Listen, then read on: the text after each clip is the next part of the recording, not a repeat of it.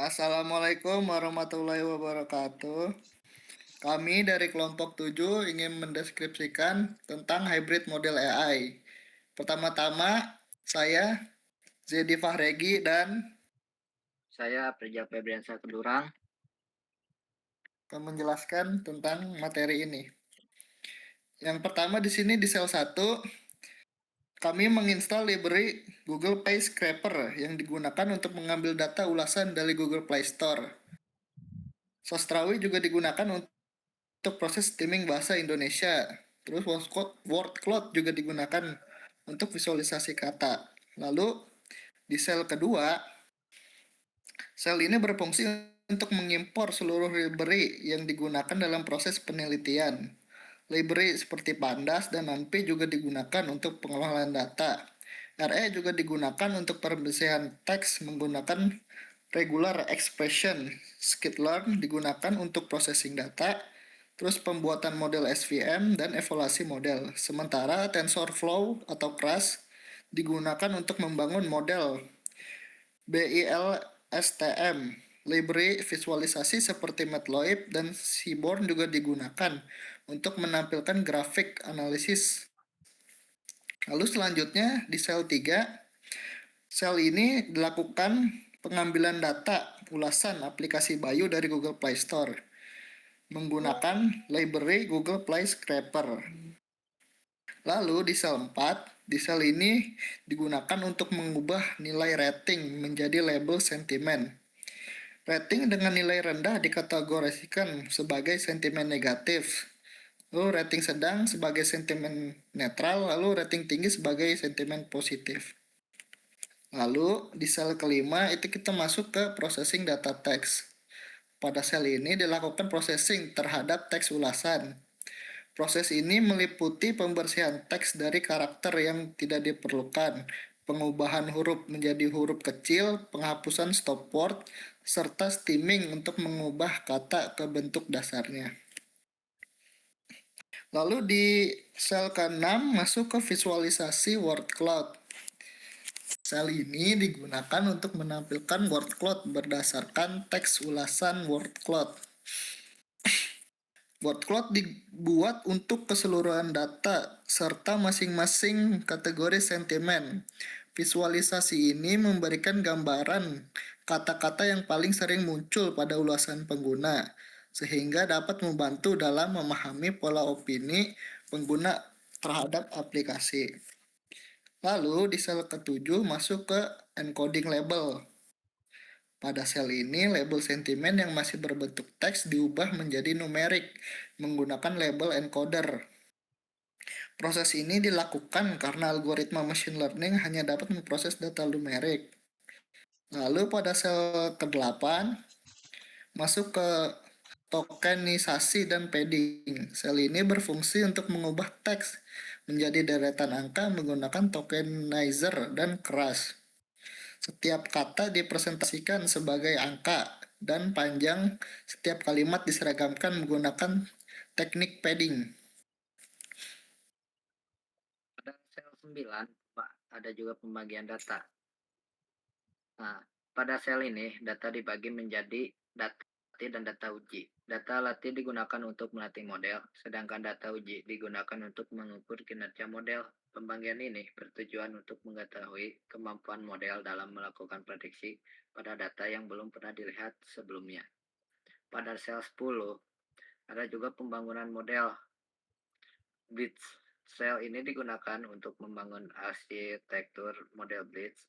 Model ini memanfaatkan lapisan embedding untuk mempresentasikan kata serta lapisan Blitz untuk memahami urutan kata dari dua arah. Pada sel 9 ada juga proses pelatihan Blitz. Pada sel ini dilakukan proses pelatihan model Blitz menggunakan data latih.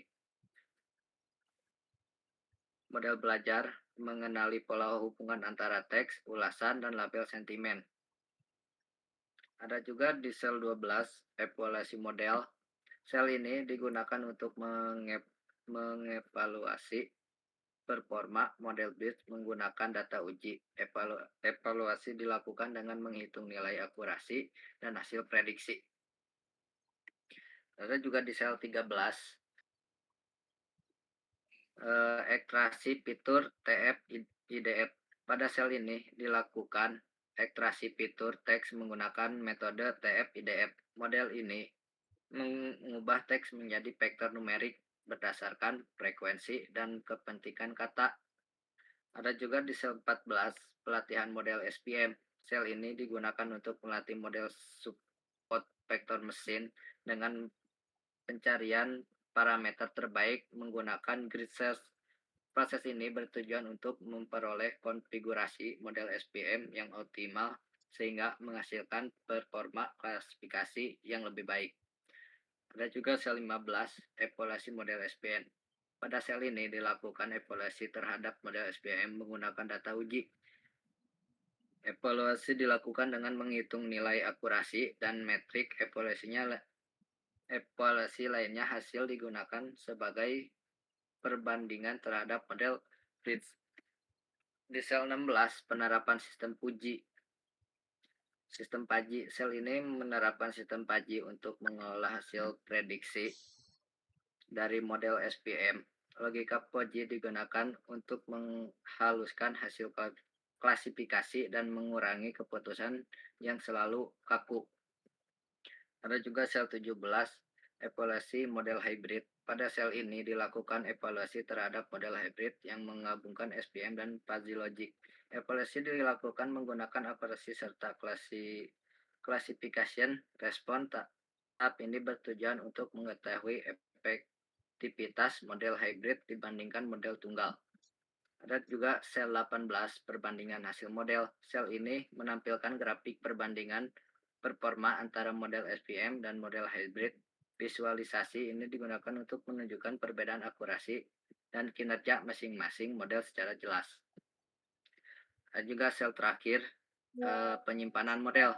Pada sel terakhir dilakukan penyimpanan model yang telah dilatih, termasuk model Blitz, model SPM, dan Taconizer. Penyimpanan ini bertujuan agar model dapat digunakan kembali tanpa perlu melakukan proses pelatihan ulang.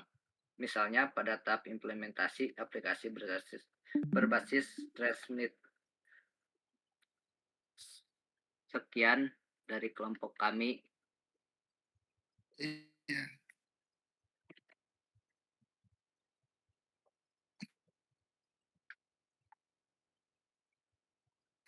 Terus tiga. Baik, inilah hasil deploy dari codingan yang kami buat tadi. Di sini adalah contoh aplikasinya. Yang pertama kita masukkan jenis komentar dulu. Seperti ini contohnya.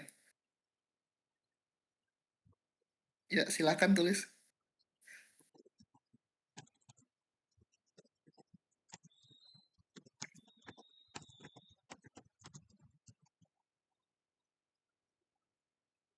Setelah itu, tekan tombol analisis sentimen, maka hasilnya akan keluar. Jadi inilah hasil prediksinya. Yang pertama menampilkan hasil prediksi dari BILSTM yang merupakan deep learning-nya. Lalu hasil prediksi dari SVM yang merupakan machine learning dan gabungan antara keduanya, termasuk juga dengan fuzzy. Jadi ini adalah grafik perbandingannya. Dari sini terlihat bahwa komentar tersebut condong ke arah positif dengan probabilitas yang lebih tinggi dibanding negatif dan netral. Lalu penjelasannya berdasarkan analisis tag yang diberikan, model BILSTM memprediksi sentimen positif dengan tingkat keyakinan sampai 88,54%. Sedangkan untuk model SVM memprediksi sentimen positif dengan tingkat keyakinan 84,43%. Kedua model kemudian dikombinasikan menggunakan pendekatan hybrid rata-rata probabilitas. Jadi, hasil akhir hybrid model menunjukkan sentimen positif yang dipilih karena memiliki probabilitas tinggi dibanding kelas lainnya. Pendekatan hybrid ini digunakan untuk meningkatkan kestabilan prediksi dengan menggabungkan kedua model deep learning yaitu BILSTM dan machine learning klasik yaitu SVM. Baik, itu saja dari kelompok kami. Sekian, terima kasih.